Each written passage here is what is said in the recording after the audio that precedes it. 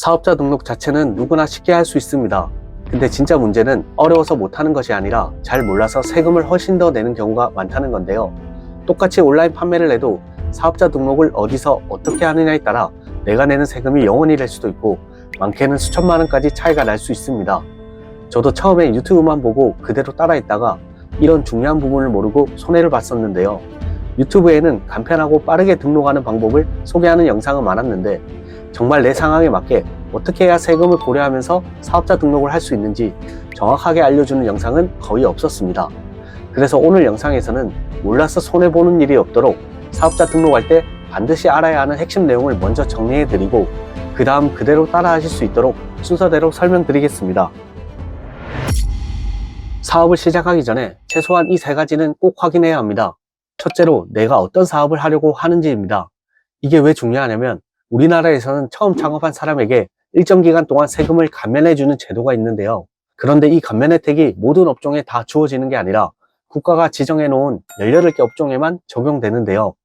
그런데 걱정하실 필요 없이 이 18개 업종 안에는 우리가 하려는 온라인 판매, 즉 통신 판매업이 포함되어 있기 때문에 온라인 판매를 하시는 분들은 업종 조건은 이미 자동으로 충족되는 것입니다. 두 번째로는 대표자의 나이입니다.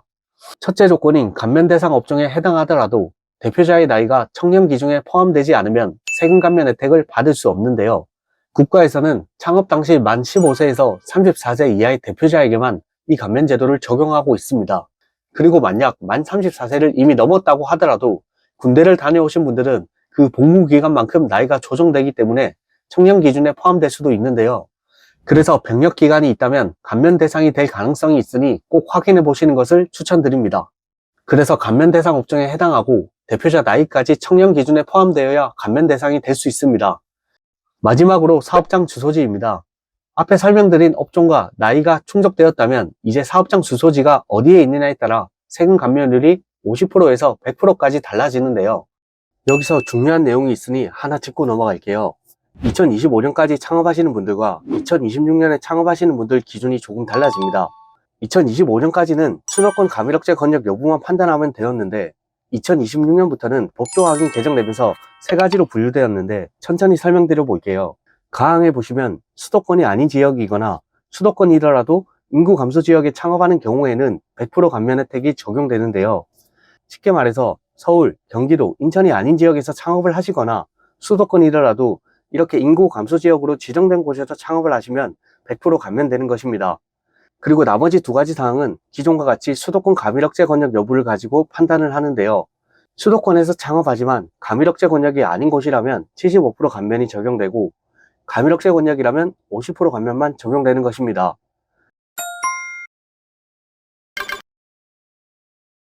방금 기준이 되었던 수도권 가밀억제 권역이란 말이 조금 어려워 보일 수 있는데요. 쉽게 말해서 사람도 많고 기업도 많고 건물도 너무 많이 몰려있는 지역이라고 생각해 주시면 됩니다. 그럼 이제 내 주소지가 수도권 가밀억제 권역이 아닌지가 궁금하실 텐데요. 이것을 확인하는 아주 간단한 방법을 알려드리겠습니다. 바로 토지이음이라는 사이트를 이용해 볼 건데요. 네이버에서 토지이음이라고 검색하시고 제일 위 사이트에 접속해 줍니다.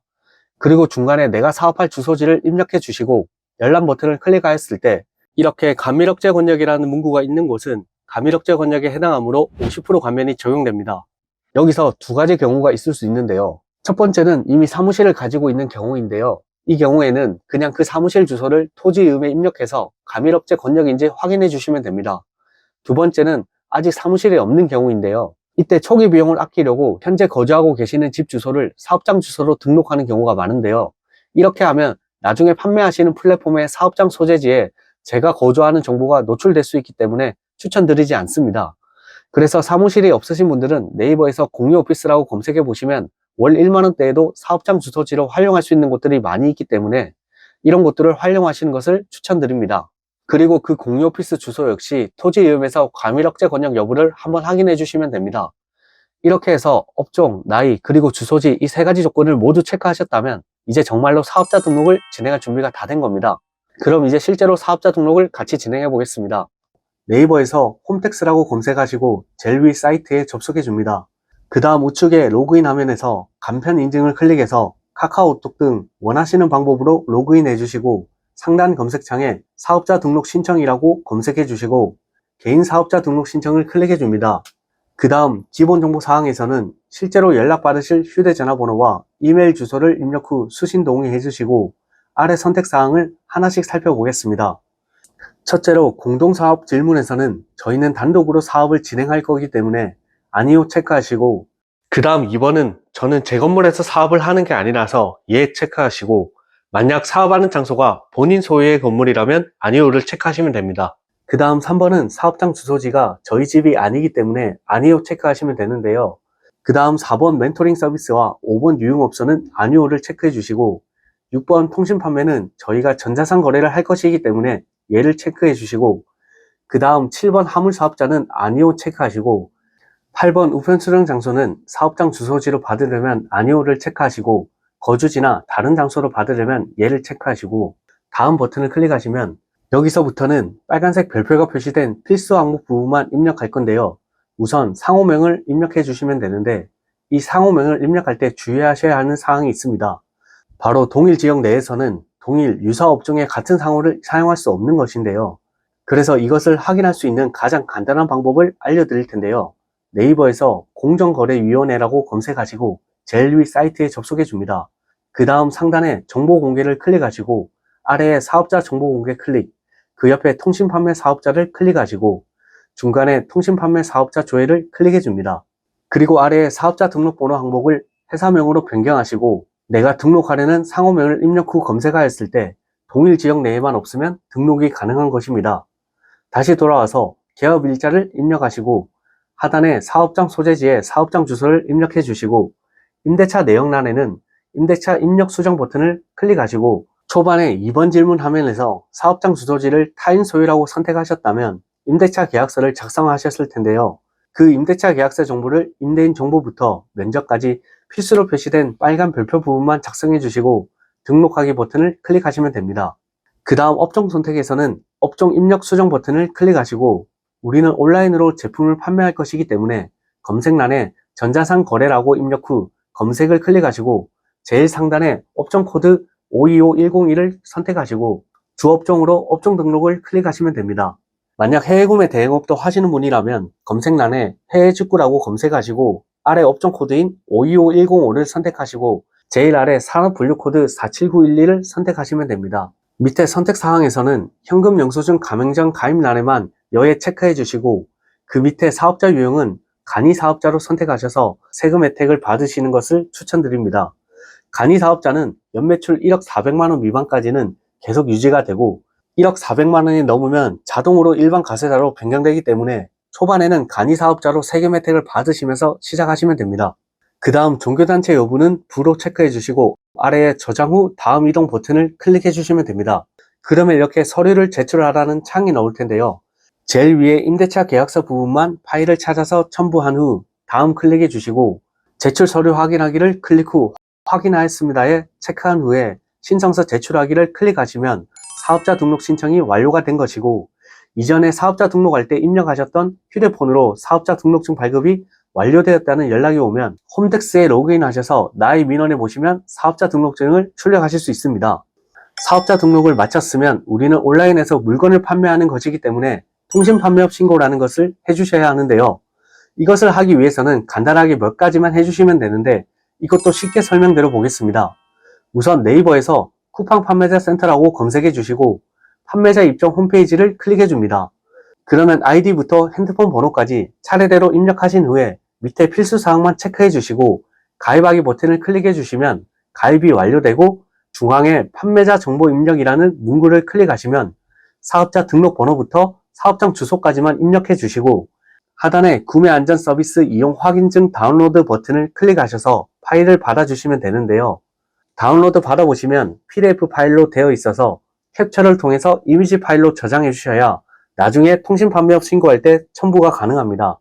이제 실제로 통신판매업 신고를 하러 가볼 텐데요. 네이버에서 정부24라고 검색해 주시고 제일 위 사이트에 접속해 줍니다. 우측에 로그인 버튼을 클릭한 후에 간편 인증 버튼을 클릭해서 카카오톡 등 원하시는 방법으로 로그인 해주시고 중간 검색창에 통신판매업 신고라고 검색 후 아래에 통신판매업 신고 발급하기 버튼을 클릭하시고 스크롤을 제일 아래로 내려주셔서 유의사항 부분을 체크해 주시고 다음 버튼을 클릭하시면 상호 정보 등을 입력해야 하는데요.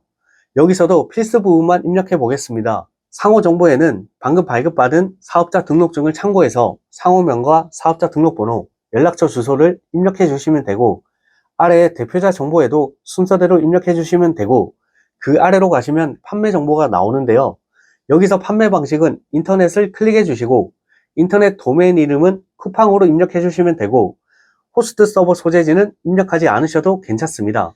아래 취급 품목은 아직 어떤 카테고리를 팔지 모르신다면 종합모를 클릭해 주시면 되고, 그 아래의 구비 서류에는 조금 전 캡처해 주셨던 구매 안전 서비스 이용 확인증을 첨부해 주시고, 수령 방법은 온라인 발급으로 해주시고, 사전 동의는 체크되어 있는 상태로 그대로 놔두시고, 신청하기를 입력하시면 통신판매업 신고가 완료된 것입니다. 통신판매업 신고가 완료되면 담당 구청에서 카카오톡으로 신고가 완료되었으니 등록 면허세를 납부하라는 안내를 받으실 텐데요. 면허세를 납부하는 방법은 네이버에서 위텍스라고 검색해 주시고 제일 위 사이트에 접속해 줍니다. 우측에 로그인 버튼을 클릭해서 간편 인증을 통해서 로그인해 주시고, 상단의 납부 항목에 납부 대상 조회를 클릭하셔서 납부해 주셔도 되고, 위텍스라는 모바일 어플을 통해서 모바일로 납부해 주셔도 괜찮습니다. 등록 면허세 비용은 사업장 위치의 도시 규모, 인구 기준 등에 따라서 구분됩니다. 면허세 납부를 완료하고 나서 정부24에 다시 로그인하셔서 나의 신청 내역으로 가시면 통신판매업 신고증을 다운로드 받으실 수 있습니다. 이제 마지막으로 쿠팡 판매자 센터에 다시 로그인해서 판매자 정보 입력으로 다시 들어가 줍니다. 기본 정보는 조금 전 입력했던 그대로 입력해 주시고, 비즈니스 형태는 크게 중요한 부분이 아니니 브랜드 오너 제조사 또는 위탁 판매를 클릭해 주시고, 대표 카테고리도 중요하지 않으니 판매할 것 같은 카테고리 아무거나 클릭해 주셔도 됩니다. 그 다음 통신판매업 신고 번호는 조금 전 다운로드 받은 통신판매업 신고증을 참고해서 번호를 그대로 입력해 주시고, 아래에 정산받을 계좌를 입력해 주시고, 서류는 사업자 등록증과 통신판매업 신고증을 첨부해 주시고, 동의합니다에 체크 후 제출하기를 클릭하시면 이제 드디어 쿠팡에서 상품을 등록하고 판매 활동이 가능해진 것입니다. 오늘 영상을 끝까지 보셨다면 쿠팡에서 제품을 판매할 준비가 완료된 것인데요. 그래서 어떤 상품을 어떻게 팔아야 되고 어떻게 노출해야 되는지에 대해서도 초보자분들도 천천히 따라 하실 수 있도록 계속 영상을 업로드할 예정이니 반드시 구독하기를 누르셔서 저희 구독자분들은 좋은 인사이트를 많이 가져가셨으면 좋겠습니다. 감사합니다.